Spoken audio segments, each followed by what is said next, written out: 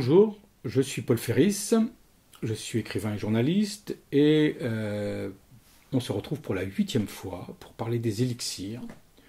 Donc on a eu déjà 7 épisodes où on a parlé des fleurs de Bach, des fleurs de Ferris, des élixirs complexes.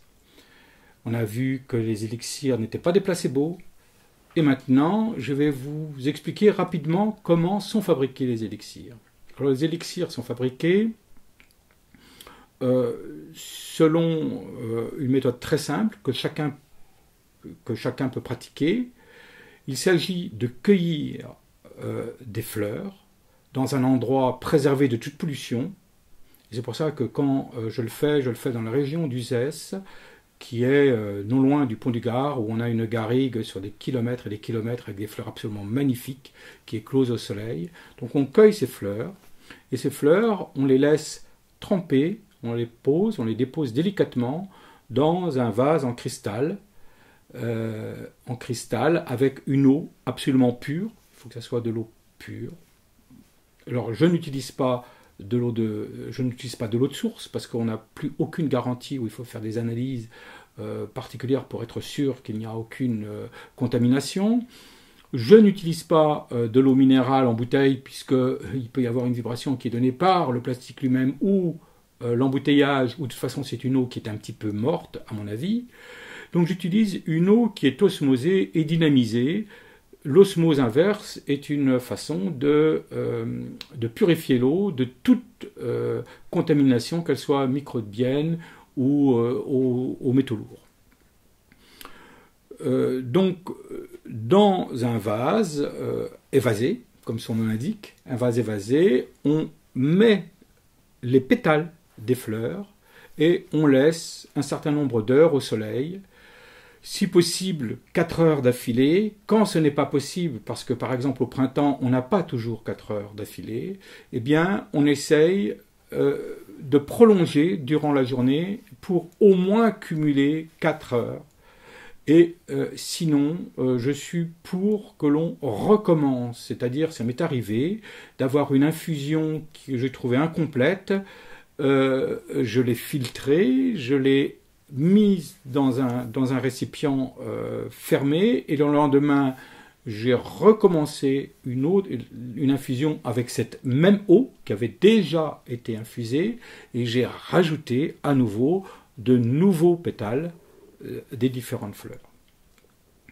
Donc une fois qu'on a obtenu ça, eh bien on filtre et on ajoute un cognac bio, et ce cognac bio a le mérite non seulement d'être bon, mais surtout de stopper toute contamination. C'est un alcool. C'est-à-dire que dans les produits homéopathiques, en général, on met de l'alcool à 90 pur. Là, on met un cognac bio. C'était la recette d'Edouard Bach, et c'est une recette que j'ai prise. Alors, il y a quelques petites différences par rapport à ce que faisait Bach. Il y a le fait que, par exemple, dans le bocal final qu'on appelle l'élixir mère, dans le bocal final dans lequel on prélèvera les quelques gouttes qui serviront à faire les élixirs que vous pouvez vous procurer dans le commerce, moi, je préfère laisser 1 ou 2 pétales de la fleur pour plusieurs raisons. La première, c'est que ça me permet d'identifier le bocal, même si, imaginons qu'un jour l'étiquette parte. D'autre part, je continue à avoir un petit peu de la vibration de la fleur en permanence. Donc en ceci, je me distingue de la plupart des autres fabricants d'élixirs floraux. C'est-à-dire que je me rapproche presque de ce qui se pratique en homéopathie avec des teintures mères un peu plus élaborées.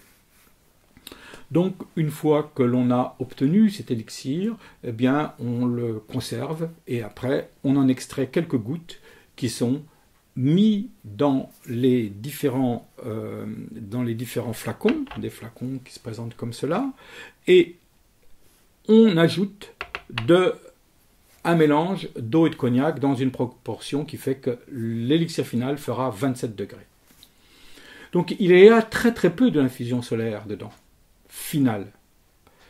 Parce que ce que l'on cherche, ce n'est pas la quantité, il ne va pas y avoir une intervention chimique, ce n'est pas les propriétés chimiques de la plante que l'on va chercher. On va chercher les propriétés vibratoires.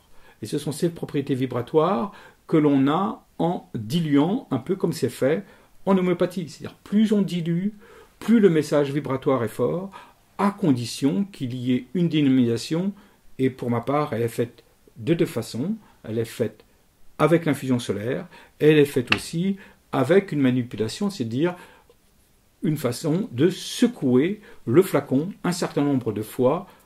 Normalement, c'est au moins 100 fois. Donc des dilutions et une manipulation du flacon. Voilà, et bien maintenant, vous savez mes petits secrets de fabrication.